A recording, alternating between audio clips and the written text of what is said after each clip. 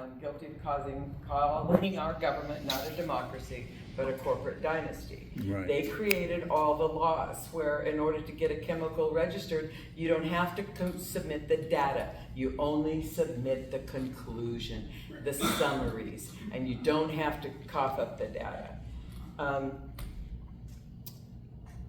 And then there's corporate terrorism. Yep. And that's real. And we know that. There were another group in the Ozark National Forest, they had their house burned down. And I mean, we've seen it happen, but that can't stop people from getting involved. And if it means local laws and learning how to have like local control of your community, that's well, and fighting for it, because there is an outfit called ALEC. Yeah. The American Legislative Exchange Council. Talk about pure evil. What they do is they go to state legislatures around the country, all 50 states, and they basically buy and sell, well, they buy legislators, pay into their campaigns or whatever, and get them to pass laws in each state that make it illegal for counties or towns or cities or anybody except the state to make laws protecting the health and safety of their citizens, which means that's how the ballot measure that passed, voters in Lincoln County passed a ballot measure banning aerial spraying in our county. And guess what? It turns out that ALEC had gotten our state legislature to pass a law saying, no, we can't do that. Only the state can, and the state is always going to protect the corporate interests, timber industries, chemical industries, etc. And so that's why that measure that was passed and that the voters wanted got declared void because of ALEC. And that they have done this in all 50 states. And now they're working on national legislation that will do the same thing. So there is, I know it's so hard to keep track of all the evil things that are going on. All you can do is pick one that means the most to you and fight like hell, because we can't fight every issue all at once. We just can't do it. I love your t-shirt. Thank you. yes. In case you guys didn't see it, it says, I try to fight all of it. it says abolish ICE. Believe me, I've been having flashbacks ever since Friday, watching what's going on in LA, because when we lived in Berkeley, we had a bookstore in Berkeley, and we were giving shelter to the people that were getting beat up for the free speech movement, the anti-Vietnam protests, and the National Guard was called in by Reagan, who was then the governor of California, and they shot a totally innocent guy who was just on his way home in front of our store, and killed him.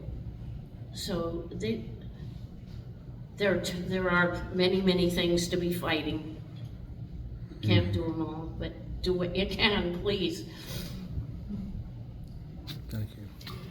I want to thank everybody for coming out. It's a great theater. This is an amazing place. And it seems to me that laws were started in a community, and then they're supposed to go up, and then the communities get together and like they formed a state, right? Something, or a territory, and then the territories joined and they came to a country, and now this federal government thinks it's going to be, all laws are going to be from the top down to the peons, and that's not the way our country was founded. I just want to say, get involved, to know who your local people are, Yeah.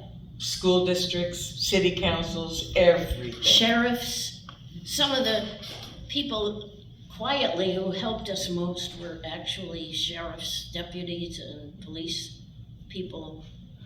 One guy who just happened to love donkeys, and so do I. So you never know what common ground you're gonna have. That's right.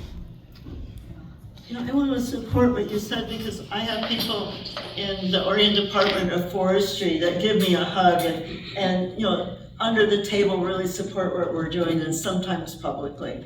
And I want to urge people too to look at our table here and look at our petition. And we have handouts there, and I think, you know, what you're describing is happening up and down the whole coast. And the logging, besides the spraying that's, you know, destroying the wildlife, the communities, the health of all, the logging, when they clear cut, it's stripping these slopes, then they spray, and next they're planting these monocrops.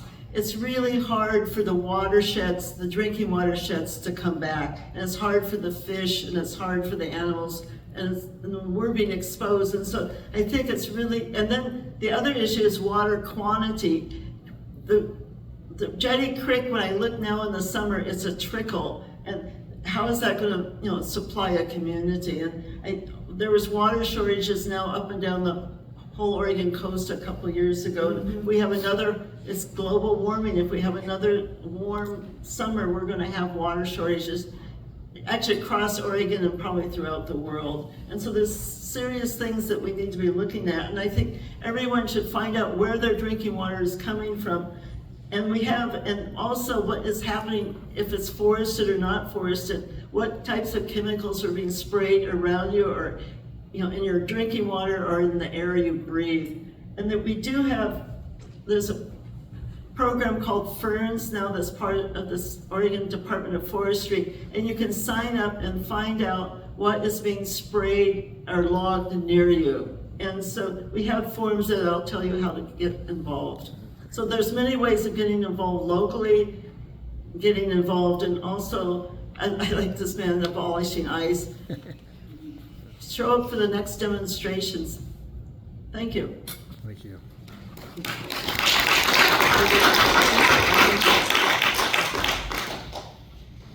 Does anybody else have a question?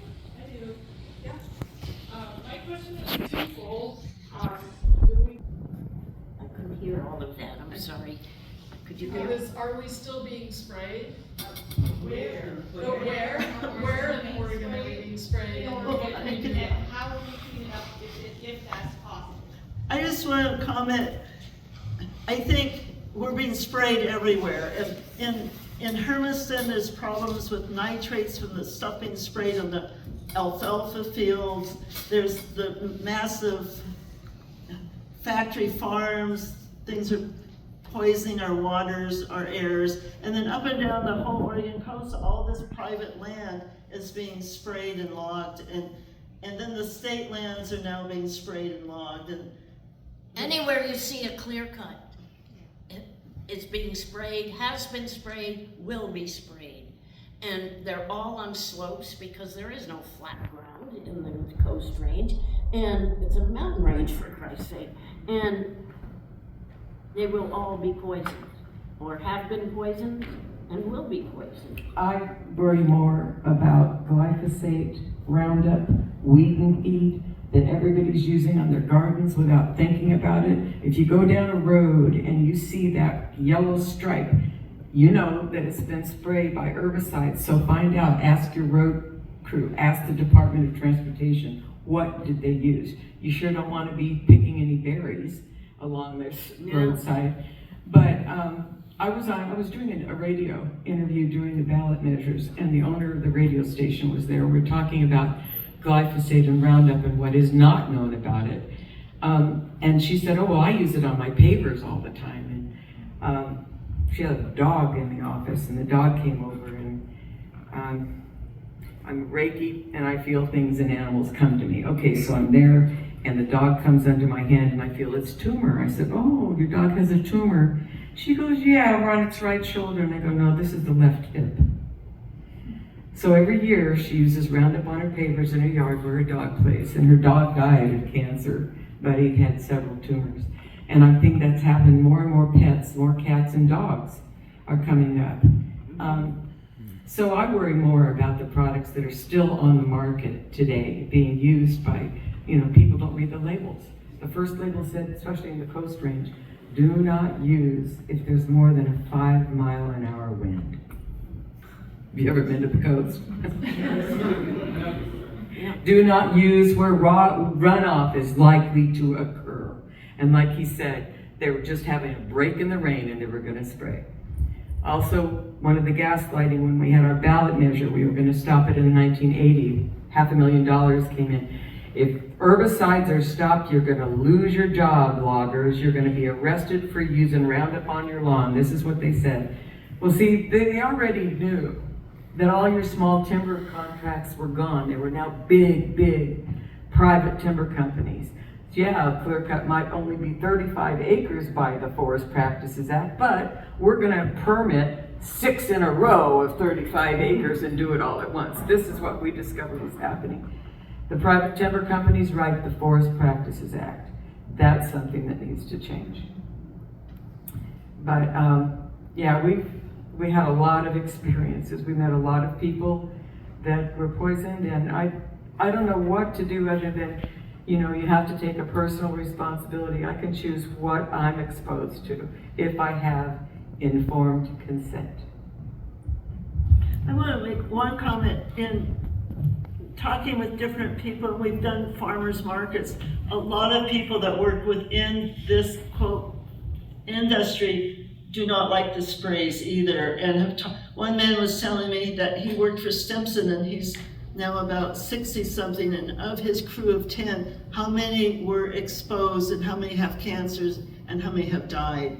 And when there was a ballot measure, a statewide ballot measure being proposed right before COVID, considering stopping sprays and protecting drinking watersheds, a survey of industry people said that there was a majority of people within the industry would support banning sprays. And so it's not just, it's a lot of people are worried about that. And I recently went to the stores in downtown Rockaway with this poster for this event, and so many people had stories like you just told me.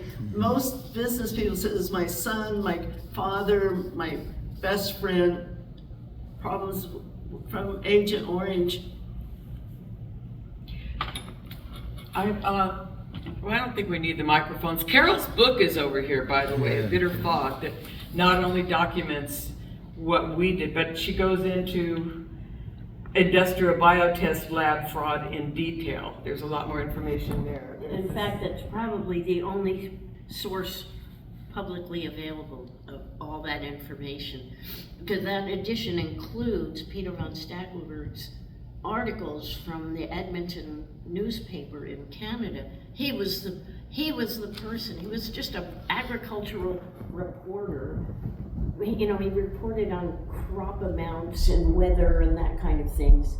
And he just saw this thing coming in over their news ticker. It said something about lab fraud, and it just sparked his curiosity. And in his spare time, he started asking questions, calling people, and he found out about this massive lab fraud of all these agricultural chemicals and started writing articles about them. And somehow he got our name. I don't know where he found it, but anyway, we got in touch with each other, and as a result, we were able to publish all those articles in the back of my book. And Can I add an addendum about the poison papers? Columbia University asked if they could please catalog them. Is that what they did? no, they wanted copies of them, so they have the whole set. And we sent them some more because we never did finish doing that.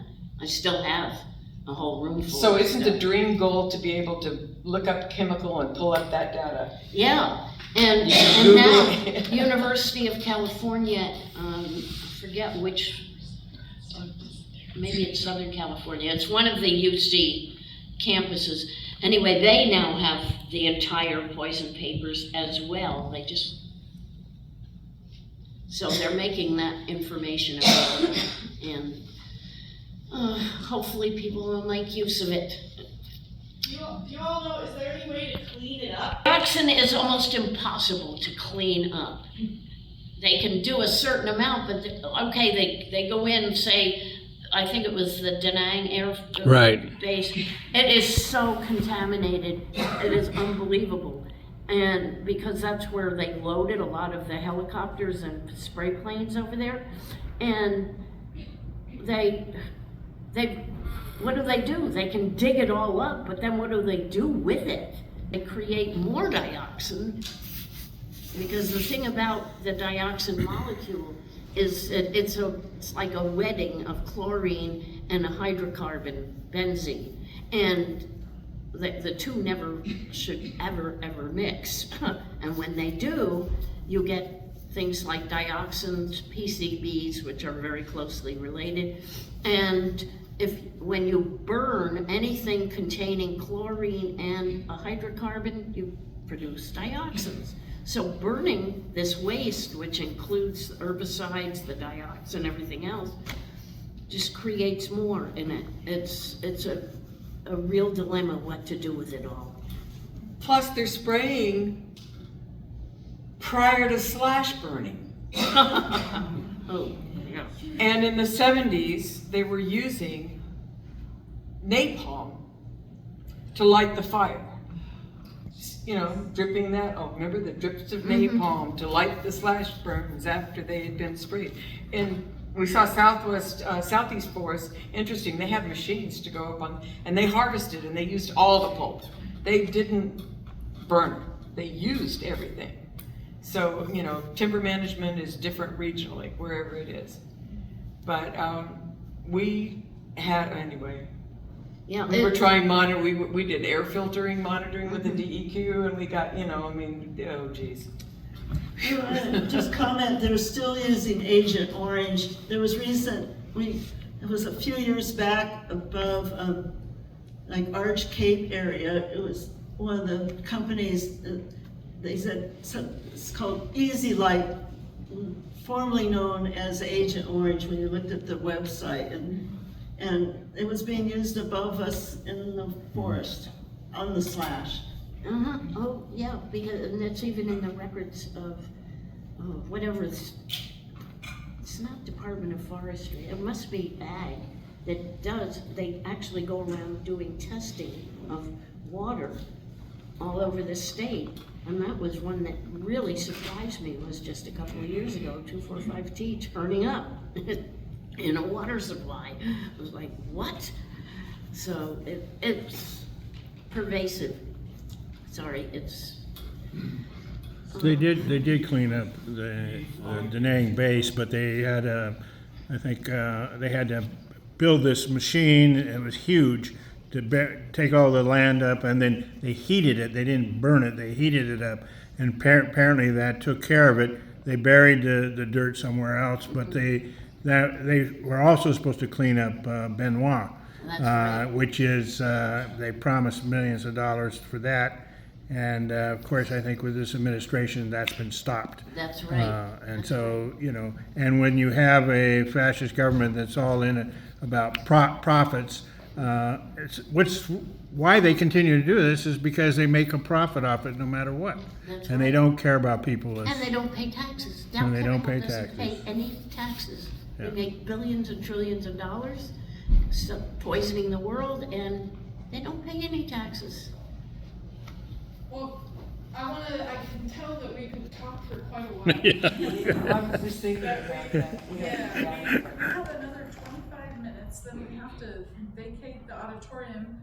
I'd like you to help me in thanking the panelists for taking time to be here. Yeah.